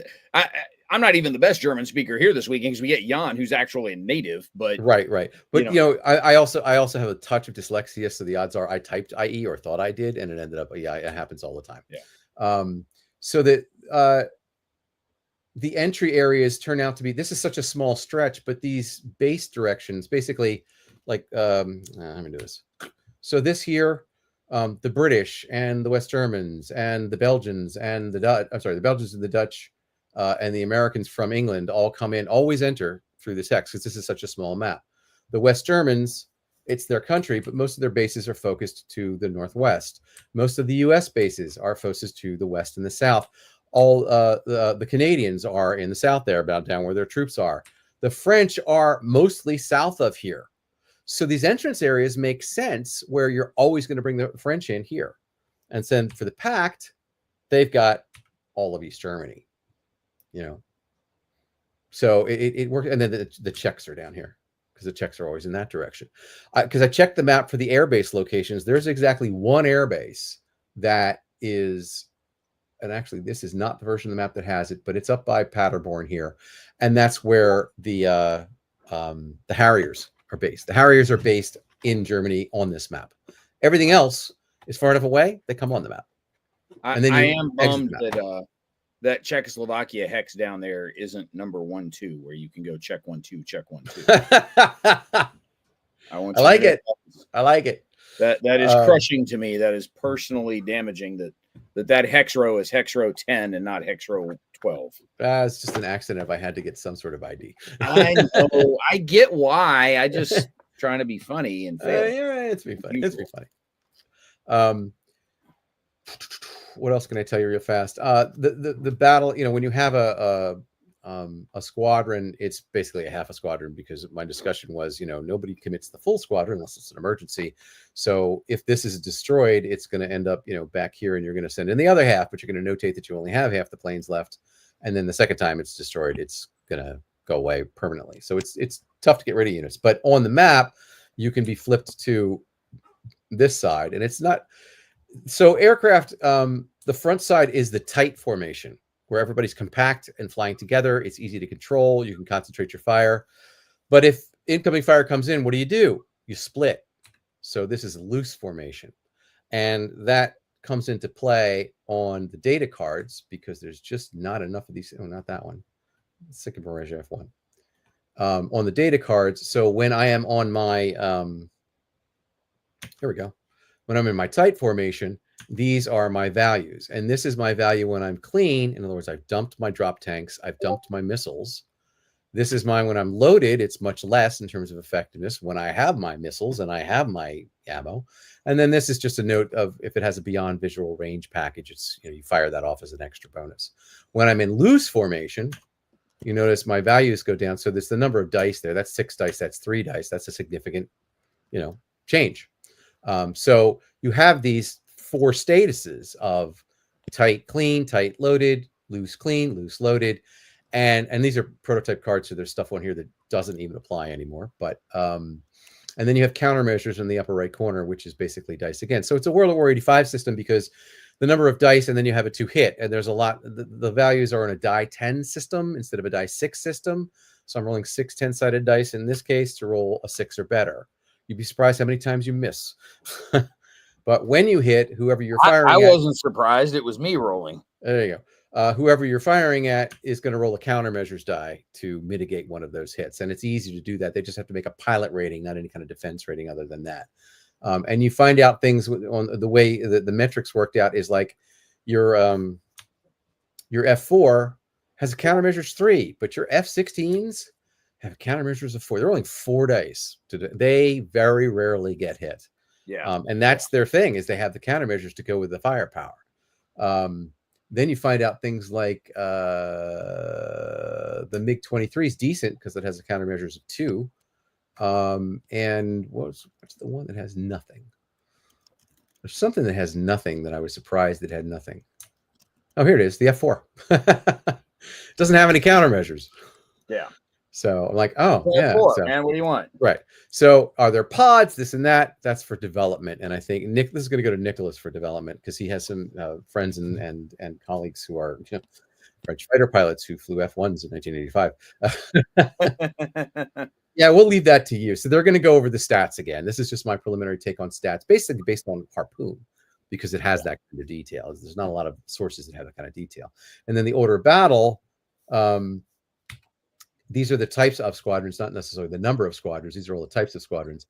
At least if I'm done, I have to double check if I'm done. Yeah, I'm pretty sure I'm done. So these are all the different types of squadrons, but the numbers of squadrons are based on in Cold War skies is the book. It's a really good resource if you're designing a Cold War air game because it has orders of battle for the Soviets and the Pact, actually for everybody basically, and NATO for 1965, 1975, and 1985.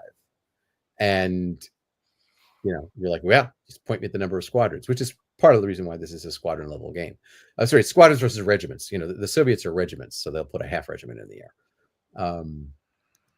That's kind of it. I don't really want to show you any combat right now. Let's get too complicated. But what I'm trying to do there, just hey, this thing exists. Right. Here's what it generally looks like.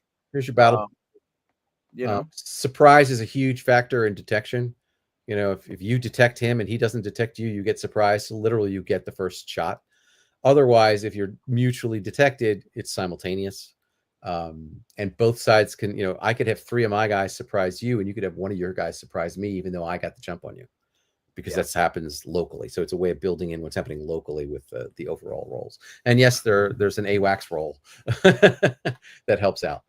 That's kind of what I have for that. So we can stop sharing that. Yeah.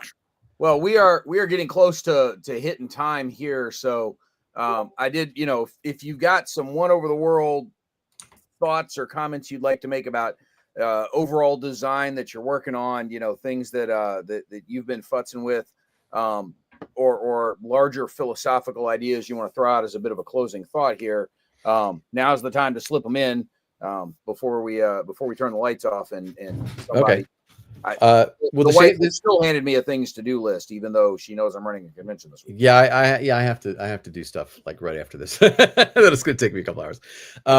Shameless plug. Raider Drop Zone's on sale at Blue Panther till the end of the month for $15 off, so it's $75 instead of $90.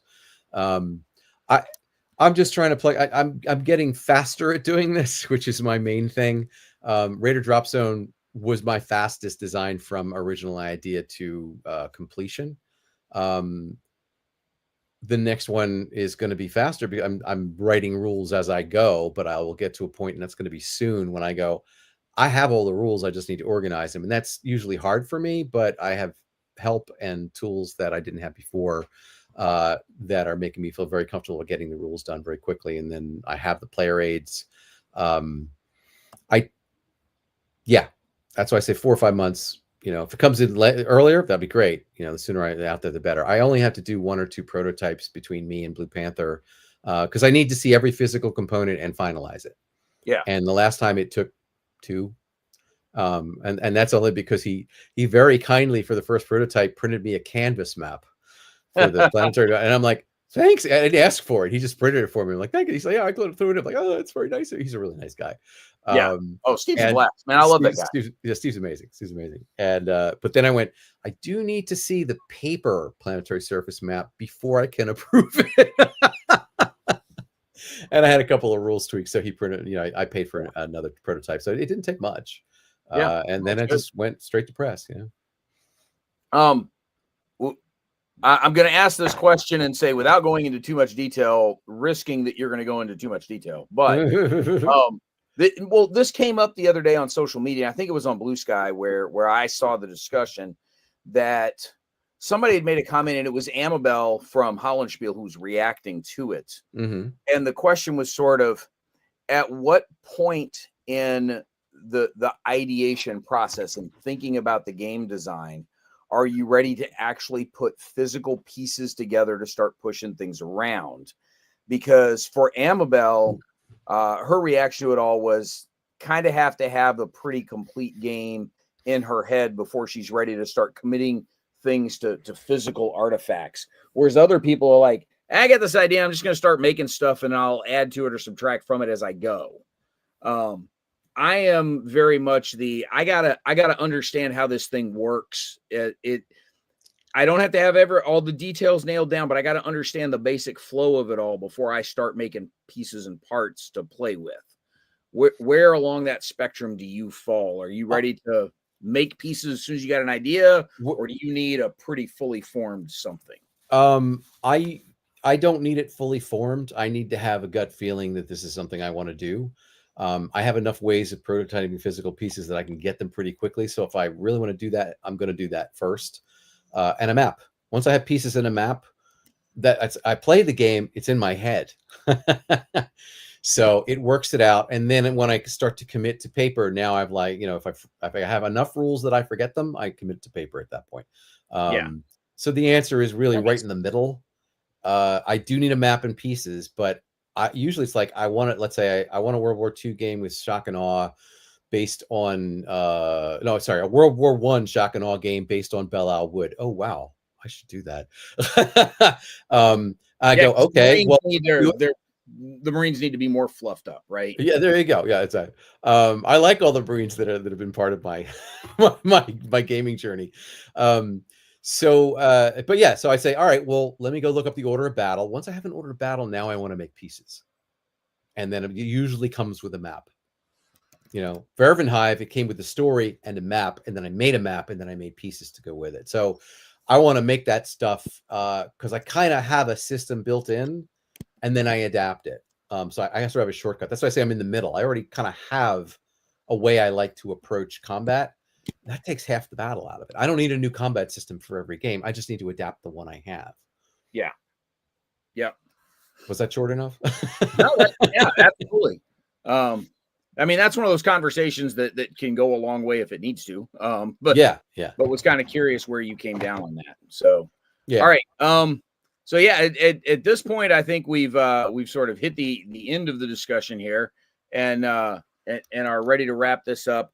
Here at the ACDC, coming up about an hour from now, a little more than an hour from now, is when Grant will be talking with Frank Davis. And then right after that will be the special edition of the Chit Show that Gary and Dan are doing with us, with a couple of the folks that are here at the convention joining them on the show. It won't be me. It's going to be a bunch of the GMs and designers and some of the publisher folks that will be popping into that one. I'm just going to be watching and laughing along from the sidelines. But Keith, thank you very much, not just for joining the show, but also all the different events that you did. I hadn't glanced at the schedule lately. You don't have anything on the calendar for tomorrow, right? I do not. And because originally I actually had another commitment tomorrow, but that may have fallen through, and there may be snow too. Yeah. So we'll see how that goes. Stay home and play in someone else's game. There you go. Yeah. Well, I mean, I got to see Herman's, demo enough to go, wow, that's really cool again. Yeah, forlorn hope. And yeah, exactly. And the great thing about it is, it's going to be the first game published from Wharf Rat Publishing, from Wes and Ryan's new company, which just adds yet another company to the laundry list of people with whom Herman has published. Right. Yeah, Herman is the man about town. he's treating war game publishers like Pokemon. Got to catch them all. Yeah, got to catch them all. Exactly. Yeah. So. We popped in there very briefly just on the live show that I was doing, where I was bopping around some of the different rooms that were active during the convention, and just doing a little live stream so people can see what the AC/DC looks like in execution. Well, look, if you get a chance to join a game tomorrow, go ahead and do that. But unfortunately, like, we're doing this talk after all of your game sessions are done. So anybody seeing this and going, yeah, that sounds really cool, sorry that they're all done, you don't get to join one. Right. But I imagine if you reach out to Keith separately and go, hey, let's set up a Raider Drop Zone game for 2 Saturdays from now, he'll try and find a way to fit you in. So we'll figure a way. Yeah. But I want to be on that designer one, but I'm probably done for the night, because I have to do stuff for the house. So. Well, but the other thing is, you were on this one for 2 hours, so the folks that were putting on with Gary and Dan, That's true. Didn't have their own show. But I like talking to you guys. What can I say? I know it's fun. But yeah, we've got some of the folks joining Gary and Dan, or some of the other designers and GMs that were here that didn't get their own show, Keith. There you go. But I mean, that's okay. No, I really appreciate it. But I did get to chat with some of them, which was really nice. So yeah. And look, we had you and Herman together on the podcast leading up to the Fall Assembly in 2023, and that was a blast. Like, you and that was where I met him, because I didn't. You surprised me too. I didn't know he was going to be on the show. And you're like, who's it? Oh, you're going to be here with the guest. Who is it? Oh, it's Herman Luttman. I'm like, what? So we got along really well, and we had a great time, and we're friends now. So but you and Herman were two of the designers that we had coming to the show, right? And Bruce was the other one, but Bruce wasn't available the night we were recording the podcast. Oh, okay, yeah. Well, Bruce and I got to have dinner the last one, which was great. We had a great time. Oh, great. So this is a not so subtle plug for, hey, everybody, come to the Fall Assembly in 2025. It's Columbus Day weekend in October. It's in the Raleigh area of North Carolina. If I tell people it's in Cary, then everybody goes, where the fuck is Cary? Right. It's a suburb of Raleigh. It is attached to Raleigh. If you don't see the sign that says welcome to Cary, you would never know you're in another town, because they're right up against each other. You'll love it. I had a great time the last 2 years. Well, I appreciate that. No, thank you. But yeah, we are going to be moving out of the store this year. We're moving down the street. We're pretty sure we've got a facility sewn up that's going to move us down the street. Okay. So it's close enough to get to the store that people can still make their mandatory pilgrimage over there. But we're not taking over half the store for the weekend, where we're going to kind of screw them for tables for other events. Gotcha. So that's the plan. We're going to see how well that actually shakes out, but we got till October to figure it out. So, but Columbus Day weekend, folks plan to be here in the Carolinas, or Raleigh specifically, and come join us for the Fall Assembly. The goal is to grow this thing to where we can get around 100 odd war gamers, having a great war game weekend, and having designers like Keith and Herman and whoever else show up and teach us their games and show off what they're working on. So I'm glad you were able to come back to the AC/DC this year. This is my pleasure. I'm glad I was too. Absolutely. It's a pleasure every time. And I think the folks are having a good time playing the games. Good luck with the continued sales of Raider Drop Zone, and then whichever one of the midpoint games you finally get out the door first. Cracking the Hammer Bastion is the first one. Okay. I'm not going to try and say that one drunk, because don't do that. It's a working title. Yeah. But cool. And folks, if you're watching this after the fact, like, you're watching this in June or whatever, go ahead and ask questions down in the comments. I can't guarantee how quickly we will get things answered, but as we see things pop up, like, we'll throw it all to Keith and let him try to, come up with an answer and try and remember what we were talking about. But yeah, throw your comments down there. If you were watching at the AC/DC and you got more immediate questions, throw them in the text in the mess hall, and we'll try and get stuff answered there before the AC/DC ends. So, cool. Everybody have a beautiful evening. We're going to call it here and let everybody groove their way out with the thank yous. Thanks, everybody. And we'll see you guys later at the ACDC.